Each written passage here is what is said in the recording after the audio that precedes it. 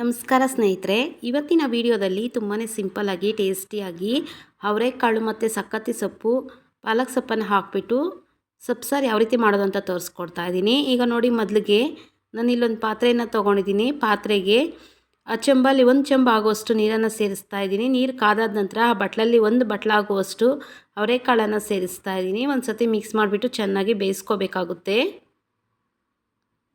ಕಾಳು ಸಾಫ್ಟ್ ಆಗೋವರೆಗೂ ಬೇಯಿಸ್ಕೋಬೇಕಾಗುತ್ತೆ. ಅದು ಬೇಯ್ತಾ ಇರುತ್ತೆ. ನಾನು ಸೈಡ್ಗೆ ಇಟ್ಟಿರ್ತೀನಿ. ಅಷ್ಟೊತ್ತಿಗೆ ಒಂದು ಬಾಣಲಿಗೆ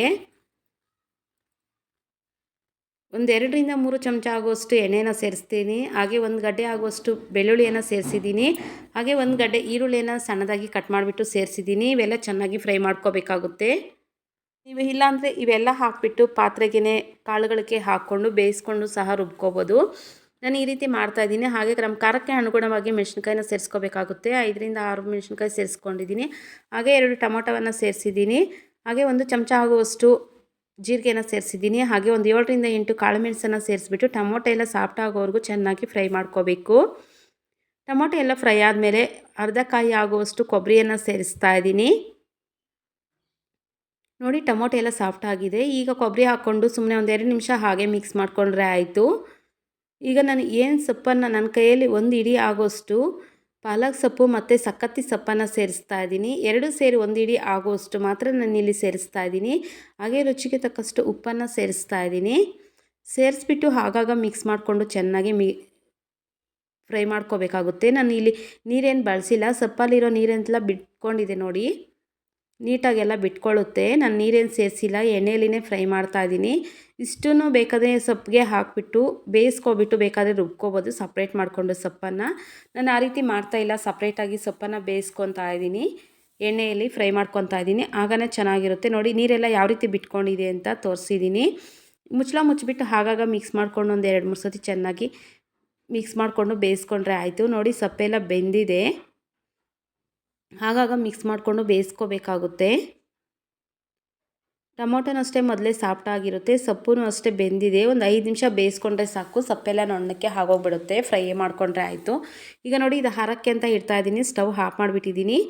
ಅದೆಲ್ಲ ತಣ್ಣಕ್ಕೆ ಆದಮೇಲೆ ಒಂದು ಜಾರಿಗೆ ಸೇರಿಸ್ಕೊತಾ ಇದ್ದೀನಿ. ಎಲ್ಲನೂ 5 ನಿಮಿಷ ಬಿಟ್ಟರೆ ಆಯಿತು. 5-10 ನಿಮಿಷ ಬಿಟ್ಟರೆ ಸಾಕು, ಆರ್ಕೊಳ್ಳುತ್ತೆ.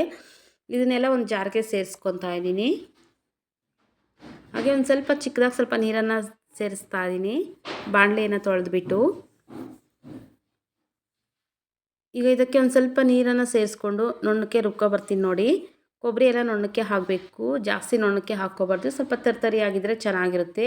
ಅದರಿಂದ ಕೊಬ್ಬರಿ ರುಬ್ಬಿಟ್ಟು ಹಾಕ್ಕೊಂಡಿದ್ದೀನಿ. ನೋಡಿ, ಕಾಳುಗಳು ಅಷ್ಟೇ ಬೆಂದಿದೆ. ನಾನು ಅದೆಲ್ಲ ರೆಡಿ ಮಾಡ್ಕೊಂಡು ಮಿಕ್ಸಿಗೆ ಹಾಕೊಳ್ಳೋಷ್ಟರಲ್ಲಿ ಕಾಳು ಅಷ್ಟೇ ಬೆಂದಿದೆ, ಸಾಫ್ಟ್ ಆಗಿದೆ. ನೋಡಿ, ಅದನ್ನು ಅಷ್ಟೇ ಸೈಡ್ಗೆ ಇಟ್ಕೊಂಡಿದ್ದೀನಿ.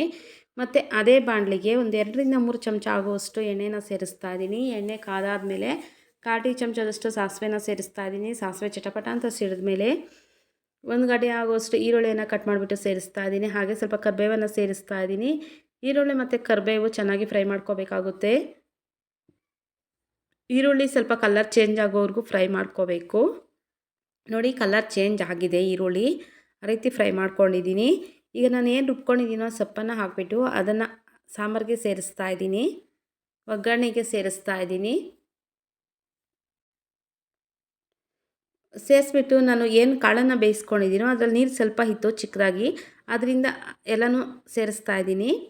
ನೀರು ಬೇಕಾದರೆ ನೋಡಿಬಿಟ್ಟು ಸೇರಿಸ್ಕೋಬೋದು. ನೀರೇನಾದರೂ ಕಾಳುಗಳಿಗೆ ಜಾಸ್ತಿ ಹಾಕಿದರೆ ಸೈಡ್ಗೆ ಬಗ್ಸ್ಕೊಂಡು ಸೇರಿಸ್ಕೋಬೇಕಾಗುತ್ತೆ. ಜಾರನ್ನು ಅಷ್ಟೇ ತೊಳೆದ್ಬಿಟ್ಟು ಆ ನೀರನ್ನು ಸೇರಿಸ್ತಾ ಇದ್ದೀನಿ. ನೋಡಿ, ಅಷ್ಟು ಮಂದಕ್ಕೇನೂ ಇಲ್ಲ, ಅಷ್ಟು ತೆಳ್ಳಕ್ಕೇನೂ ಇಲ್ಲ. ನಾನು ಆ ರೀತಿ ಮಾಡ್ಕೊಂಡಿದ್ದೀನಿ. ಮುದ್ದೆಗೆ, ಅನ್ನಕ್ಕೆ ಎಲ್ಲನೂ ಸರಿ ಹೊಂದುತ್ತೆ. ಈಗ ಚೆನ್ನಾಗಿ 2-3 ಕುದಿ ಬಂದರೆ ಸರಿ ಹೋಗುತ್ತೆ, ರೆಡಿ ಆಗುತ್ತೆ ನೋಡಿ ಸಾಂಬಾರು. ಹೀಗೆ ಟ್ರೈ ಮಾಡಿ ನೋಡಿ, ತುಂಬ ಚೆನ್ನಾಗಿರುತ್ತೆ, ಟೇಸ್ಟಿಯಾಗೂ ಸಹ ಇರುತ್ತೆ. ಮೊದಲಿನ ಸಲ ನನ್ನ ವೀಡಿಯೋ ಯಾರೆಲ್ಲ ನೋಡ್ತಾ ಇದ್ದೀರಾ ಒಂದು ಸಬ್ಸ್ಕ್ರೈಬ್ ಮಾಡಿ, ಹಾಗೆ ಒಂದು ಲೈಕ್ ಮಾಡಿ. ವಿಡಿಯೋ ಇಷ್ಟ ಆದರೆ ಸಬ್ಸ್ಕ್ರೈಬ್ ಮಾಡಿ. Thank you for the watching.